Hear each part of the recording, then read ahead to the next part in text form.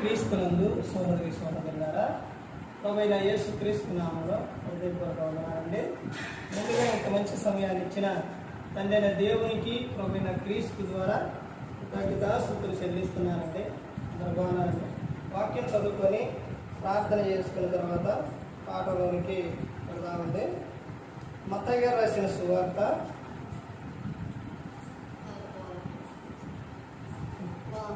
8వ అధ్యాయం 22వ వచనం. యేసు అతను చూచి, నన్ను వెంబడించుము, మృతులు తమ మృతులను పాతి పెట్టుకొననిమ్మని చెప్పాను. ప్రార్థన చేసు. పరలోకమందున్న మా తండ్రి, పరిశుద్ధ ప్రేమ గల తండ్రి, గొప్ప తండ్రి, యెహోవా తండ్రి, అయ్యా మీ ప్రియకుమారుడు యేసు క్రీస్తు ప్రభువు ద్వారా కృతజ్ఞతాస్తుతులు చెల్లిస్తున్నాము నాయన. అయ్యా ఆరాధన క్రమం అంతట్లో మీరు నడిపించండి నాయన. వాక్యం బోధించుండగా ఈ లోక సంబంధమైన జ్ఞానంతో కాకుండా మీ జ్ఞానంతో మాట్లాడే భాగ్యం దయచేస్తారని మా ప్రభువైన యేసు క్రీస్తు నామములో వేడుకుంటున్నాం తండ్రి, ఆమేన్. ప్రభువైన యేసు క్రీస్తు నామములో హృదయపూర్వక వందనాలండి. దేవుని కుమారుడు యేసు క్రీస్తు ప్రభువు ఈ లోకానికి వచ్చిన తర్వాత పరలోక రాజ్యం సమీపిస్తుంది కనుక మారు మనసు పొందమని ప్రకటింప మొదలుపెట్టారు. అంశం పాఠం పేరు ఏంటంటే, సేవకునికి చెప్పినట్టు నీవు సేవకునికి చెప్పినట్టు దేవునికి చెప్పగలవా? నీవు సేవకునికి చెప్పినట్టు దేవునికి చెప్పగలవా? ఇదే పాఠం పేరు. ఈ అంశం మీద మనం కొన్ని విషయాలు బైబిల్ గ్రంథంలో చూస్తే, దేవుడు తండ్రైన దేవుడు ఆయన రోషం కలిగిన దేవుడు. పాత నిబంధన కాలంలోని ఇశ్రాయేలీయులు తప్పు చేస్తే శిక్ష వెంటనే వచ్చింది. తర్వాత కొత్త నిబంధనకు వచ్చేసరికి వీడు ఏదైనా చేసినప్పటికీ వీడి మీదకి ఎందుకు శిక్ష రావట్లేదు అని అంటే, దేవునికి నరునికి మధ్యవర్తి ఎవరున్నారని అంటే యేసుక్రీస్తు ప్రభువు. ఇప్పుడు తండ్రైన దేవుడు రోషం కలిగిన దేవుడు, తర్వాత ప్రేమ కలిగిన యేసుక్రీస్తు ప్రభువారు ఆయన ప్రేమ కలిగిన ఆయన, తర్వాత రోషం కలిగిన ఆయన. ఏంటి రెండు ఇప్పుడు తేడా చెప్పండి. నేను చెప్పినట్లల్లా చెప్పండి. ముందు ఎవరి పదం ఏ పదం ఉపయోగించి చెప్పాను, తర్వాత ఏ పదం ఉపయోగించి చెప్పాను చెప్పండి. ముందు తండ్రైన దేవుడు ఆయన ఎవరైనప్పటికీ కూడా తప్పు చేస్తే వెంటనే శిక్ష అమలు చేస్తారు, అస్సలు కూడా. తర్వాత ప్రేమ కూడా అలాగే చూపిస్తారు. యేసుక్రీస్తు ప్రభువారు ముందు ప్రేమ చూపిస్తారు. ఎందుకేనంటే ఒక వ్యక్తి మారాలి, మార్పు చెందాలి, దేవుడు కూడా అదే కోరుకుంటాడు. కానీ నరునికి దేవునికి మధ్యవర్తి, దేవునికి నరునికి మధ్యవర్తి యేసుక్రీస్తు ప్రభువారు ఉన్నారు. కాబట్టి ముందు నరుణ్ణి ఏం చేస్తారంటే ఆయన ప్రేమిస్తారు. ఎందుకంటే ఆ వ్యక్తి మారాలి అని, మార్పు చెందాలి. ఆ తర్వాత యేసుక్రీస్తు ప్రభువారు రోషం కలిగిన దేవుడు. నువ్వు ఈ లోకం విడిచిన తర్వాత ఆయన పవర్ ఏంటో, ఆయన శక్తి ఏంటో నువ్వు చూస్తావు. ఆ రోజున నువ్వు ఏదన్నా సరే కేకలు పెట్టినా ఆయన పట్టించు. ఈ రోజున నేను ప్రేమ కలిగిన ఆయన, దయగలిగిన ఆయన, దీర్ఘశాంతం చూపిస్తున్నా, ఇవన్నీ చెబుతున్నా ఆయన మాట గల నువ్వు వినకపోతే, లోకం విడిచిన తర్వాత ఇక్కడ ఎంత ప్రేమ అయితే చూపించారో అక్కడ అంత రోషం కలిగిన ఆయనగా యేసుక్రీస్తు ప్రభువు కనపడతారు. తప్పుకోలేదు. ఇప్పుడు రక్షకుడిగా ఉన్న ఆయనే అప్పుడు శిక్షకుడిగా కనపడతారు. అందుకని ప్రతి ఒక్కరూ గమనించుకోవాలి. యేసుక్రీస్తు ప్రభువు చెబుతున్న సందర్భం మీకు రెండే విషయాలు చెప్పి ముగించేస్తాను. ఇక్కడ చెబుతున్న సందర్భం ఏంటంటే చూడండి, మత్తయి గారు రాసిన సువార్త 8వ అధ్యాయం 22వ వచనంలో, యేసు అతను చూచి, నన్ను వెంబడించుము. ఎవరు వెంబడించారంట? యేసుక్రీస్తు ప్రభువు. ఆయనను వెంబడించాలి. తర్వాత చెబుతున్న విషయం ఏంటంటే, మృతులు తమ మృతులను పాతి పెట్టుకొననిమ్మని చెప్పాను. ఏంటి ఇందులో ఉన్న అర్థం? మృతులు ఎవరు? మృతులు మృతులు తమ మృతులను రెండు అర్థాలు ఉన్నాయి. ఒకటి ఆత్మ సంబంధమైనది, రెండు శరీర సంబంధం. ఏంటి అని అంటే మృతులు అంటే క్రీస్తుని అంగీకరించకుండా వారి ఇష్టానుసారంగా జీవించేవారు. తర్వాత దేవుని మాట, క్రీస్తు నమ్ముకున్న వారిలో కూడా దేవుని మాట వినేవారు లేరు. లోక సంబంధంగా జీవించే వారే ఉన్నారు. వారిని ఏమంటారనంటే వారు దేవుని ఆజ్ఞను మరిచిపోయారు కనుక ఆత్మీయంగా వాళ్ళు మరణించారు. ఆ మృతులు అంటే ఈ లోకంలో నిద్రించిన అంటే చనిపోయిన వారిని పాతి పెట్టుకొని నువ్వు వీళ్ళెళ్ళి వాళ్ళు పాతి పెట్టుకుంటారు. కానీ నువ్వొచ్చి ఏం చేయాలి? నన్ను వెంబడించు అనేది. నన్ను వెంబడించు నువ్వు, అది వాడు చూసుకుంటారు. ఒకటి ఏంటంటే లోకంలో మనిషికి అర్థం కాని విషయం ఏంటంటే మనిషి అన్ని విషయాలు కూడా కరెక్ట్గా తీసుకుంటాడు, కానీ అన్నీ చెబుతారు, కానీ అన్నీ మాట్లాడతారు, అన్నీ చేస్తారు. కానీ దేవుని దగ్గరకు వచ్చేసరికి దేవుడు చెప్పినట్టు చేయాలంటే మాత్రం నరుడు చేయడు. ఎప్పుడో మా తాత ముత్తాతల కానుంచి పెట్టిన ఆచారాలు అవి పాటించుకుంటూ వస్తారు, కానీ ఇప్పుడు గ్రంథం ఏం చెప్తుందన్నది మాత్రము చేయరు. ఆ రోజున వాళ్ళకు వాక్యం సరిగా తెలియకపోవచ్చు, అందుకని వాడు పెట్టారు. ఈ రోజు నీకు వాక్యం తెలుసు, వాక్యం తెలిసి కూడా నువ్వేం చేస్తున్నావు? అలాగే ప్రవర్తిస్తున్నావు. ఆ రోజున వాళ్ళు డాక్టర్లు వాళ్ళకి సంబంధించిన ఎవరైతే డాక్టర్ ఉన్నారో ఆ డాక్టర్ దగ్గరికి వెళుతూ ఉంటారు. మరి ఈ రోజున నీకు ఈ ఎంబీబీఎస్ కానీ లేకపోతే ఇంకా పెద్ద పెద్ద చదువులు చదివిన డాక్టర్లు ఉన్నారు. నువ్వు మరి ఇప్పుడు వీళ్ళ దగ్గరికి ఎందుకు వెళుతున్నావు? వాళ్ళ దగ్గరికి ఎందుకు వెళ్ళట్లేదు? మీ తాతోడు వెళ్తున్నారుగా, మీ ముత్తాతలు వెళ్తున్నారుగా, మీ నాన్నోడు వెళ్తున్నారుగా, మరి వాళ్ళు వెళ్తున్నారు కదా పాత డాక్టర్ దగ్గరికి. మరి నువ్వెందుకు వెళ్ళట్లేదు? మరి నువ్వెందుకు ఎంబీబీఎస్ డాక్టర్ దగ్గరికి ఎందుకు వెళ్తున్నావు నువ్వు? అమ్మో ఈయన బోర్డులండి, ఈయన దగ్గరికి వెళ్తే నాకు పడదు, ఎక్కడికి వెళ్ళాలి? అక్కడికి వెళ్తేనే తగ్గి. మరి వాళ్ళు చేసిన ఆచారాలు నువ్వెలా చేస్తున్నావు? వాళ్ళు అప్పటి నుంచి పెట్టి వాళ్ళు చేస్తున్నారు, మరి నువ్వెందుకు చేస్తున్నావు? రోజున మనిషి ఎలా మారిపోయారనంటే ప్రతి ఒక్కటి కూడా సేవకునికి చెప్పేవారిగా మారిపోయారు. విశ్వాసం సేవకుడు చెబితే వినే విధంగా లేదు, సేవకునికే చెప్పే విధంగా మారిపోయారు విశ్వాసం. ఇదిగో ఇది ఎలా చేయాలి, ఇది అలా చేయాలి. యాకోబు గారు రాసిన పత్రికలో ఉంటుంది ఏంటంటే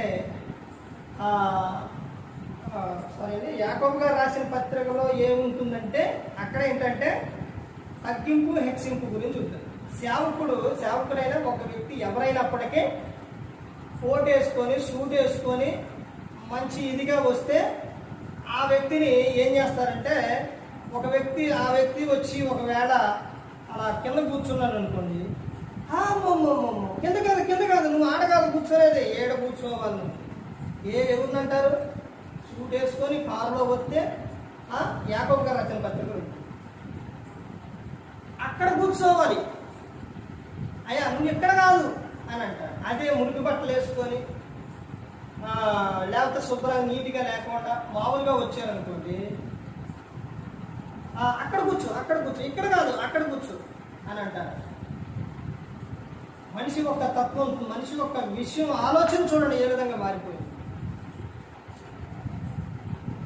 సేవకునికి చెప్పే విధంగా ఈ రోజున మనిషి మారిపోయారు. ఇదిగోండి ఇలా కాదు ఇలా చేయాలి. ఇంకో విషయం ఏంటంటే అపోస్తలుడైన పౌలు గారు తిమోతి గారికి తీతుకి సందర్భాల్లో వాళ్ళకి చెబుతూ ఎవరిని ఏర్పరచుకుంటారనంటే ఎవరు కావాలనుకుంటారంటే సేవకులంట, విశ్వాసులు. వాళ్ళని హెచ్చరించే సేవకులు వద్దు, గద్దించే సేవకులు వద్దు, వాళ్ళకి ఇష్టమైన విధంగా చెప్పే సేవకులను కోరుకుంటారు.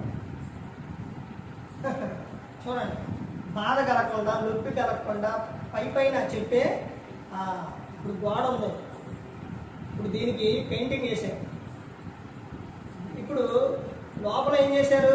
దేని పెట్టి కట్టారు? సిమెంట్ పెట్టి రాయి పెట్టి కట్టారు. ఇప్పుడు దీన్ని ఇలా నెట్టినా కానీ పడదు. అదేవిధంగా మట్టి గోడ కట్టి దానికి గచ్చుపోత వేసారనుకోండి, వేసి పెయింటింగ్ వేసారనుకోండి, వాల్ వచ్చిందనుకోండి, అది ఏమైపోయింది? తడిసిపోయి పైన నువ్వు వేసిన ఆ పెయింటింగ్ అది మొత్తం అలాగే ఉన్న లోపల ఏమైపోయింది? నానిపోయి అనగానే పడిపోయింది. అదే ఇప్పుడు ఇది పడవలు పడిద్దండి, పడదు. కానీ ఆ మట్టి గోడకి గచ్చిపోతే వేస్తే ఏమైంది? పడిపోయింది. మీకు ఇంకో సందర్భం చెప్తాను. ఏంటంటే ఇప్పుడు కాలుకో చేతికి ఒక గాయమైంది, కుందయింది. డాక్టర్ దగ్గరికి వెళ్ళాను. వెళ్ళిన తర్వాత డాక్టర్ గారు ఇటు పట్టుకొని అని వచ్చారు.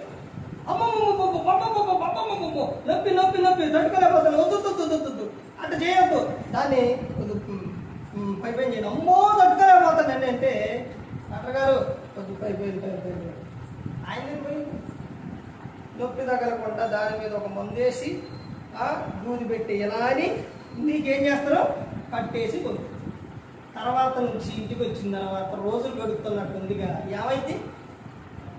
లోపల తినుకుంటా వెళ్ళిపోయింది. ఏముందో దాంట్లో? సీము, రక్తం, అదంతా కూడా దాన్ని శర్మాన్ని ఏం చేస్తుంది? తినుకుంటే నొప్పి తగలకుండా కడితే అలా ఉంటుంది. అదే కొంచెం నొప్పి వచ్చిన దాన్ని మొత్తాన్ని వచ్చేసి దాన్ని మొత్తాన్ని పిండేసి అందులో ఉన్న మొత్తం క్లీన్ చేసి దూది పెట్టి లోతుగా క్లీన్ చేసి మందు వేసి కట్టు కడితే నీకు ఆ క్షణంలో నొప్పి కలగవచ్చు. ఆ తర్వాత క్రమక్రమంగా ఏమైపోయింది? తగ్గిపోయింది. అదేవిధంగా ఈ రోజున నీకు వాక్యం చెప్పినప్పుడు నీకు నొప్పి కలగవచ్చు, కానీ నీలో ఉన్న లోపం పాపం ఏమైపోతుంది? పోయింది. అర్థమైందండి? అదే నీకు నొప్పి కలగకుండా నువ్వు దీవించబడతావు, ఆశీర్వదింపబడతావు, నీకు మేలు ఇవి కలుగుతాయి, వస్తాయి. నా నీతిని రాజ్యాన్ని మొదలు వెతుకుంది, తర్వాత అన్నీ నేను ఇస్తానని చెప్పారు. అవి ఇస్తారో దేవుడు. కానీ పాపం గురించి, పశ్చాత్తాపం గురించి, పరలోకం గురించి, నరకం గురించి ఇవేమీ చెప్పుకోకుండా నువ్వు ఈ లోక సంబంధంగా చెబితే నువ్వు ఏదన్నా చెయ్యి, నెంబర్ 1గా ఉంటుంది, నువ్వు బాగుంటావు, నువ్వు దీవించబడతావు, ఆశీర్వదింపడతావు, నీ ఇష్టం వచ్చినట్టు జీవించు అని చెప్పారనుకోండి, లోకం విడిచి తాగిపోతావు, నరకానికి వెళ్ళిపోతావు. ప్రసంగి గ్రంథం 11వ అధ్యాయంలో చెబుతున్న సందర్భం ఏం తెలుసు? ఎవరుడా నీ హృదయం యొక్క ఆలోచన ప్రకారం, ఇష్టం ప్రకారంగా, కోరిక ప్రకారంగా నువ్వు జీవించు. నేను బాధపడవని చెప్పలా, నీ హృదయం యొక్క ఆలోచన ప్రకారంగా జీవించు. అయితే వాటన్నిటిని బట్టి నువ్వు దేవునికి ఏం చెప్పాలి? లెక్క చెప్పవలసి ఉన్నదని గుర్తు పెట్టుకో అని. ఇష్టానుసారంగా జీవిస్తూ దేవునికి లెక్క చెప్పాలి. అర్థమవుతుందండి? ఈ రోజున ఎలా మారిపోయారనంటే ఇదన్నీ ఎందుకు చెప్తున్నానంటే సేవకునికి చెప్పే విధంగా ఇది చేయొద్దు, అది చేయొద్దు, ఇదట్ట ఇదిట్ట అని ఎవరు చెప్తున్నారు? విశ్వాసులు సేవకునికి చెప్తున్నారు. ఈ సేవకుడు కూడా ఏం చేస్తారనంటే ఒకవేళ వీళ్ళ మాట కాదంటే ఏం చేస్తారు? ప్రార్థనగా దూరం అయిపోతారు అని సరే అంటారు. కానీ దేవుడు అలా కాదు. దేవునికి నువ్వు చెబితే దేవుడు అలా కాదండి. ఒక సందర్భంలోని యేసుక్రీస్తు ప్రభువారు అక్కడ నుంచి ఆయన దగ్గర నుంచి శిష్యులందరూ వెళ్ళిపోతున్నారు. వెళ్ళిపోయే సమయంలో ఈ చివరికి ఎంతమంది మిగులుతారంటే 12 మంది మిగులుతారు. మిగిలినప్పుడు పేతురు మీరు కూడా వెళ్ళిపోవాలనుకుంటున్నారా అని చెప్పి అని అన్నప్పుడు పేతురు గారు ఏమంటారు? ప్రభువా, మేము ఎక్కడికి వెళ్తాం? నిత్య జీవము మాటలు గలవాడు, నీ దగ్గరే నిత్య జీవ మాటలు దొరుకుతాయి అని పేతురు గారు చెప్తారు. మరియానా, సీమోను, పేతురు, నువ్వు పలికిన మాట అది నీ లోపల నుంచి, హృదయం నుంచి వచ్చింది, అది దేవుడు పలికిచ్చిన మాట అని యేసుక్రీస్తు ప్రభువారు మెచ్చుకున్నారు. వెంటనే ఇక్కడ నుంచి కొంచెం అంత దూరం వెళ్ళంగానే జనసమూహం వాళ్ళందరూ ఉండగా యేసుక్రీస్తు ప్రభువారు మాట్లాడే సందర్భంలో పేతురు చేయి పట్టుకొని, యేసుక్రీస్తు ప్రభువారు చేయి పట్టుకొని, ప్రభువా, ఆ మరణము నీకు దూరం అవును గాక వెంటనే యేసుక్రీస్తు ప్రభువు ఏమన్నా తెలుసా? సాతానా నా వెనకకు పోము అని. అంటే దేవునికి ఎదురు చెప్పేది ఎవరో? సాతాను. ఇప్పుడు యేసుక్రీస్తు ప్రభువు ఈ లోకంలోకి వచ్చి మనందరి కోసం శిలువలో తన ప్రాణం పెట్టడానికి, మరణించడానికే వచ్చింది. ఆ మరణం నీకు దూరం అవునంటే ఎవరు చెబుతున్నమాట? సాతాను చెబుతున్నమాట. వెంటనే నా వెనకకు పొమ్ము సాతానా అని యేసుక్రీస్తు ప్రభువు ఎవరిని గద్దించారు? సాతాను. అంటే పేతురు గారిని గద్దించారు. అదేవిధంగా ఒక సేవకులకు నువ్వు చెప్పే విషయం అది చేయొద్దు, ఇది చేయొద్దు, అదట్ట ఇదట్ట పాటలో కూడా నువ్వు అలా చెప్పకూడదు. ఇంకో విషయం ఏంటంటే సేవకుని పట్ల నీకేముండాలో తెలుసంటే గౌరవం ఉండాలి. అర్థమైందండి? భయము, భక్తి దేవుని పట్ల ఉండాలి. ఒక ప్రాంతంలోని ఒక చోట పుట్టినరోజు సందర్భంగా పిలిచినప్పుడు సేవకుడు ఒక చాటకు వెళ్ళారంటే, ఒక ప్రాంతానికి వెళ్ళాడంటే అక్కడ ఎవరైనప్పటికీ కూడా ప్రతి ఒక్క విశ్వాసి, ప్రతి ఒక్కరు కూడా సేవకుడు వచ్చాడని అంటే ఆయన ఏ విధంగా చూడాలంటే చూసే విషయాల్లో వెళ్ళటంతోనే మంచినీళ్ళు ఇవ్వటం, లేకపోతే ఇవన్నీ మంచిగా అవన్నీ చేయటం అనేది, గౌరవించడం అనేది అది మీ ఆశీర్వాదం, మంచిది. పుట్టినరోజుకి వెళ్ళినప్పుడు వాళ్ళు హడావుడిగా అవన్నీ రెడీ చేశారు. తర్వాత ప్రార్థన చేయమన్నారు. ఇవన్నీ అయిన తర్వాత వేరే చాటకే ప్రార్థనకి వెళ్ళాలి, ప్రార్థన చేయాలి. ప్రార్థన చేసేటప్పుడు ప్రార్థనలు అందరూ ఏకీభవించాలిగా. వాళ్ళు కేకులు పంచుకుంటూ మాట్లాడుకుంటూ ప్రార్థన చేస్తుంటే వాళ్ళ ఇష్టానుసారంగా ప్రార్థన చేసి చెప్పేసి వచ్చేసారు. కానీ అది వాళ్ళకనే కాదు, ఎవరికైనప్పటికీ కూడా అది వాళ్ళకి మంచిది కాదు. జరిగిన విషయం ఏంటంటే అది ఒకవేళ వాడు తెలుసుకుంటే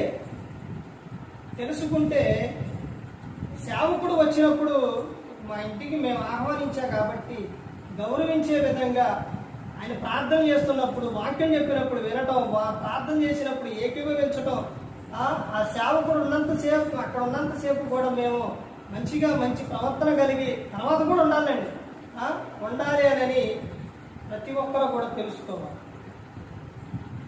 అలా లేకపోతే అది ఆశీర్వాదం కాదండి. అర్థమైందండి?